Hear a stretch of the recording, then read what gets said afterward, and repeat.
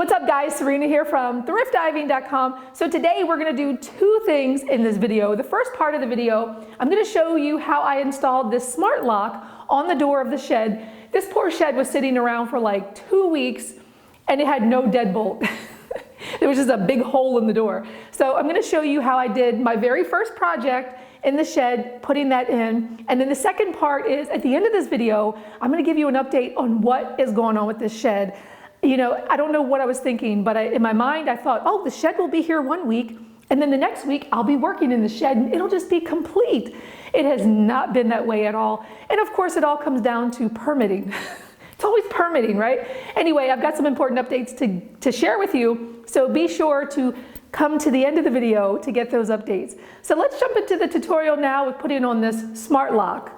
And so today we are doing the very first project in the she shed. We are going to install a deadbolt that actually runs on fingerprints. It's similar to the one that I have on my front door. I've had it for a year. I love it. Coming and going, you never need your keys. You just stick your finger on the pad and suddenly it opens for you. It's amazing. And it's been really good for each of my family members to be able to come and go. So we're gonna do that for the shed today.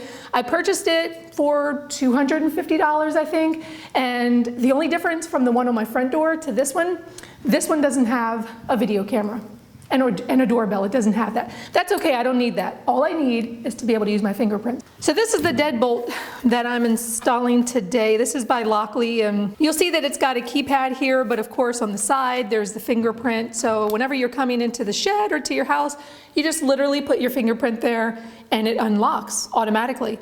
And if you don't want to use the fingerprint, you can always use the keypad, or you could even use the key that comes with it. But I am most interested in using the fingerprint because if I'm coming and going into the shed, I want to be able to get in easily without having to carry a key. So that's why we're installing this one. I will leave a link down below. This is my affiliate link, so if you buy it, I do earn a little bit of a commission, but it doesn't cost you anything and it helps us support thrift diving. So let's go ahead and look at the instructions. One thing that I love is that it actually comes with instructions on an app. It walks you through. You don't have to look at the instructions that come with it, because if you just download the app, it'll walk you through. This procedure will assist you with installing the Lockley Secure Pro Latch Lock Set. To complete this installation, you will need a Phillips head screwdriver. So the first thing I'm going to do is measure from the center of this hole to the side of this door. According to the instructions, there's only two sizes that it can be, either 2 3/8 or 2 3/4. And if I look at this, it's closer to 2 3/8. And so we have to adjust that deadbolt in order to fit the 2 3/8. So here's the deadbolt that we have to adjust. We found out that it's 2 3/8 for our door. So we can actually just make an adjustment here. Basically, it's just a matter of twisting this so that you get the size that you need. So right here would be 2 3/4. I need this to be 2 3/8, and so all I have to do with the deadbolt sticking out is to just twist it, and now it's 2 3/8. Yep, that looks like a good fit. That black hole is right there in the center. That's what's going to give you the locking mechanism. And now that we've got that in, we can go ahead and drop our screws and put our screws here. I am quickly running out of daylight here, and I only have this little light.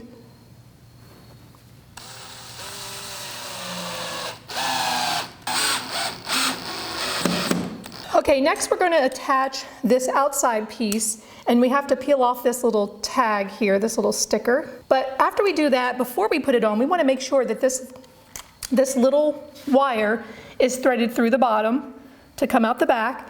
And also, you'll notice that there is this flat little locking piece here. We want to make sure that this is in the vertical position so that it can go directly into this vertical locking mechanism. So let's go ahead and put that in there now. And we're going to make sure that this is level before we push this in. All right, we're pressing it on there. So now on the back side, let's check it out. All right, so now that we've got the front piece on, it's time to attach the back plate. Now remember, we've got this corded piece coming through. We have to make sure that this is coming through as well. But we're also going to have to use these screws to attach it. And we have to peel off the back. So we're going to be mounting this with double-sided tape. that's on the back here. I guess it's double-sided tape.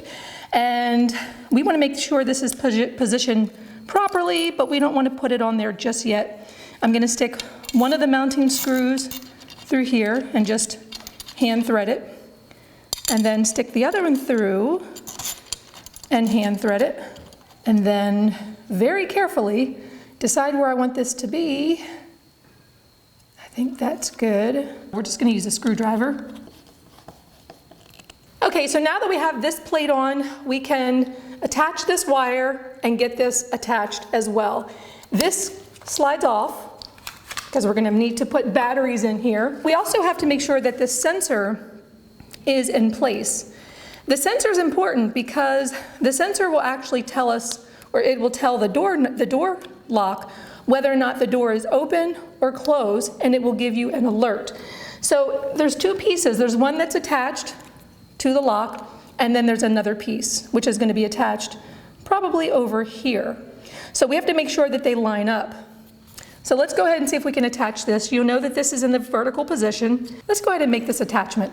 So we're going to attach this piece inside of the cavity, and it should snap. There's a little snap. This deadbolt lock will go right into this position, and we're going to make sure that this is hanging down. This is going to be right there. We've got two little screws that are going to go in here, and we're just going to use a screwdriver. That can't be right. Oh, I guess it is. Okay, good. It seemed like it wasn't going in there. All right, so now that we've mounted this on the back, let's put the batteries in next according to the instructions. This is the little ribbon that will help us to remove the batteries easily. All right, so we're going to put one battery in, 2 batteries, 3 batteries, and it says before putting the last battery, press the program button and hold it while installing the last battery. All right, we're going to press program, stick the last battery in.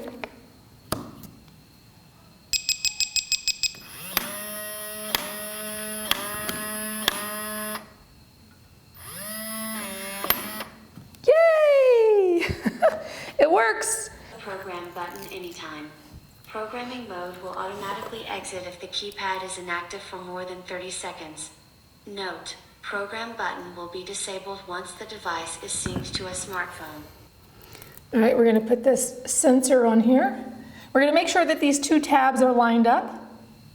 Close the battery box with the battery cover. Q.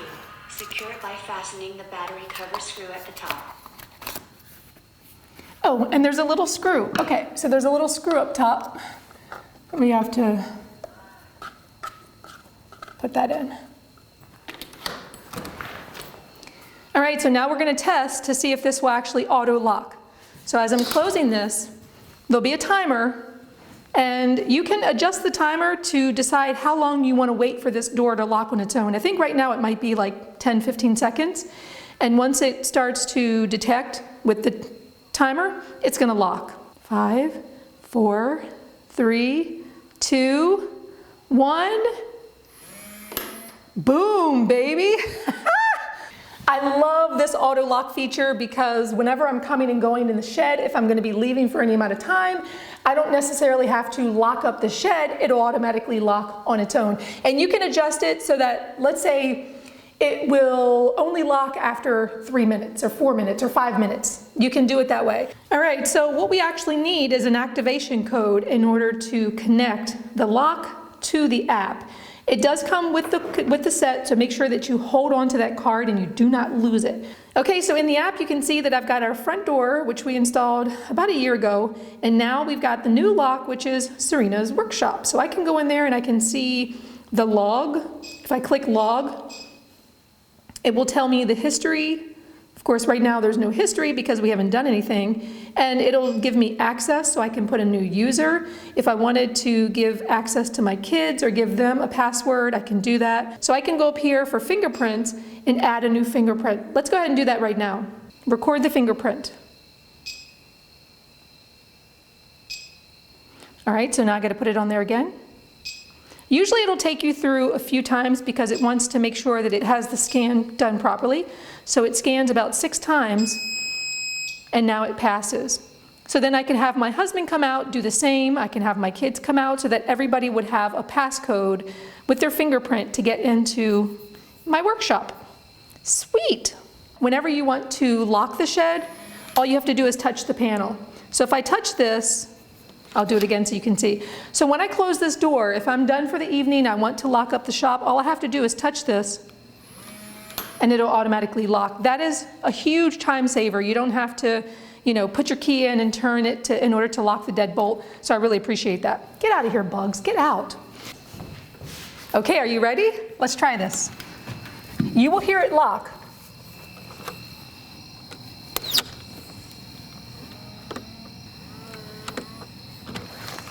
Ta-da! I love it. I was half afraid there for a minute. I was like, please let me be able to get back into my shop. So the lock on the door was the first project in the shed, but the second project is going to be completing the electrical in this building. And I am so excited because I have everything I need right behind me. I bought all the cables, all the wires, I bought all the receptacles, and I even bought all the cans for the recessed lights.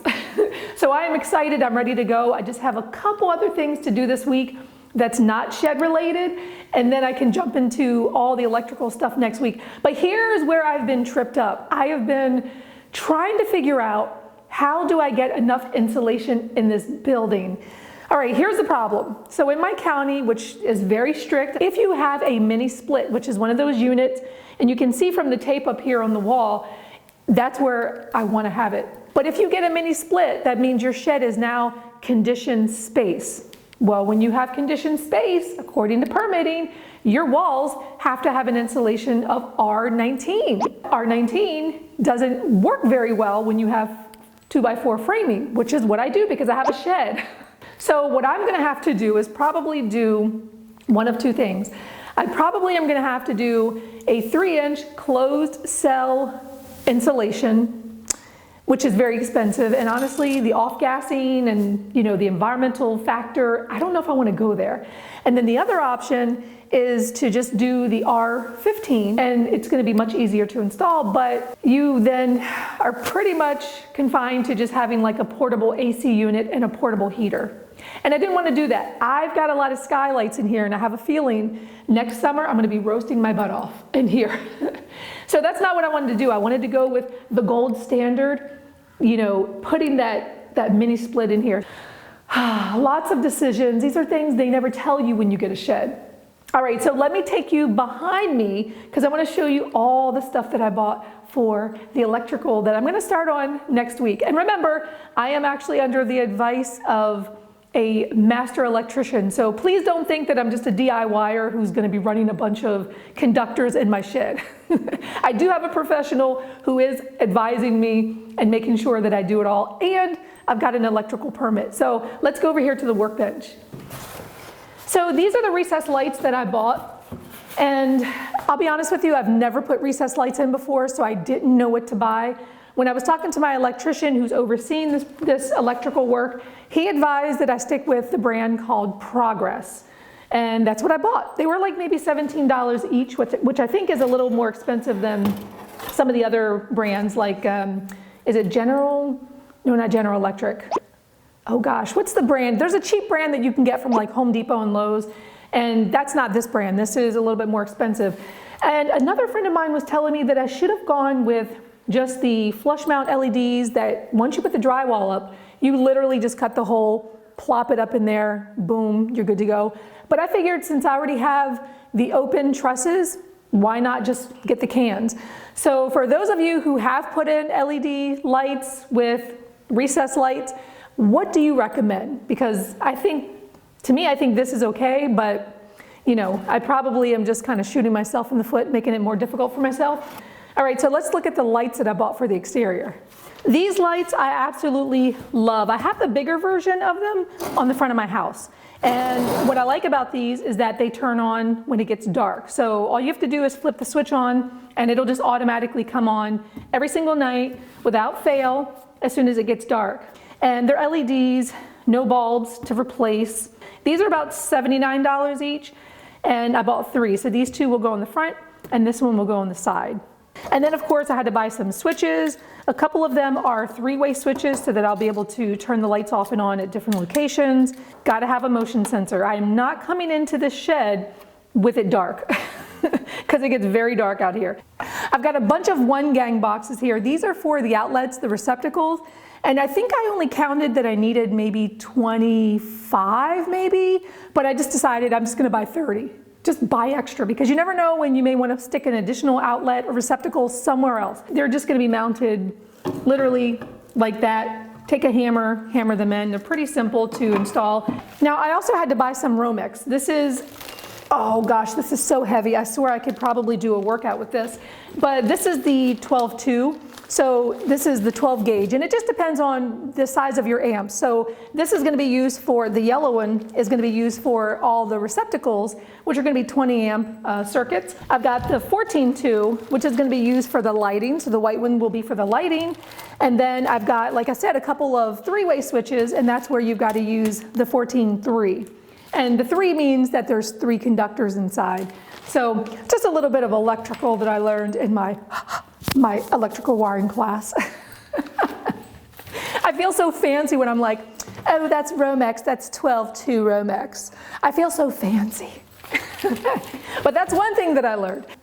And also the electrician that I'm working with, he advised that I get this auger bit because when you're drilling in the center of your 2x4s, you don't want to use a regular drill bit. This is a 3/4 inch bit. This actually has a little screw tip on top, and the screw tip will actually pull it through so you're not having to push. So it just does some of the work for you, which is good. These are the lights that I bought, and I really wanted the color change lights. Like I said, I wanted to be able to make it brighter, and then I also wanted to go, you know, warm, cool, whatever. So these can all be controlled by an app, and I just hope it works. You know, a lot of times this smart technology with lights, it works when it wants to. But anyway, I've got 12 of those. And then of course I've got all of my, well, I've got 20 of, no, did I get 3 packs? Oh no, I got 3 packs of the 20 amp receptacles, the outlets. Oh, and I also have 3-ring motion detectors with a flood cam. And I got to figure out what I'm doing here in front of the door. I mean, this is like a 1-foot drop. And remember I told you in my other video, it's hard for me to walk in. It makes my knees hurt. So yeah, I got to do something about it. But here's the funny part. One day I was stepping out of the shed and wasn't paying attention, and I fell flat on my butt. Twisted my ankle and everything. Thankfully I wasn't really injured, but yeah. So you'll be seeing this coming up soon. Whether I'm going to do a ramp or I'm going to do steps, I'm not sure yet, but I got to figure this out. So total, I've spent about $1,100 on all this stuff. Actually, probably more like $1,600 if you include the floodlights. But I figured even if I had an electrician to come in to do all the wiring for me, I still would have to buy the lights. I probably would still have to buy the cans for the recessed lights. I'd have to buy all those things. Probably the only thing that they would include would be the heavy Romex cable. But anyway, be sure to come back because in the next couple weeks, oh gosh, I'm hoping this electrical is done. I'm so excited to see progress. I feel bad that every day when I look out my kitchen window and I see the shed sitting there, I'm like, another day that I'm not in my shed. But it's a process, and that's what I'm learning. I'm being patient. So probably next week I will be starting all of this, God willing, and probably in 2 weeks it should be done. Oh, I forgot to tell you, the landscaper is going to be coming next week to dig the trench, and so you will get to see that in the electrical video too. I think that's probably costing $450. Yeah, it was just cheaper to have them do it than for me to rent a machine and try to figure it out myself. No, I've never trenched before. I probably would figure it out and then have a video to tell you all about it. But if you can just pay somebody $450 versus renting the machine for the same price, common sense tells you to just hire somebody to do it. All right, guys, so I will see you next video. Be sure to like this video, subscribe if you're new, because I love having new people come on. And thank you so much for following along in this journey. It's a lot of fun, and it's really sort of, I should say it's taken me out of my comfort zone because I've never done electrical. But it's going to be kind of cool to say that I did a lot of this stuff myself. All right, guys, I will see you next video.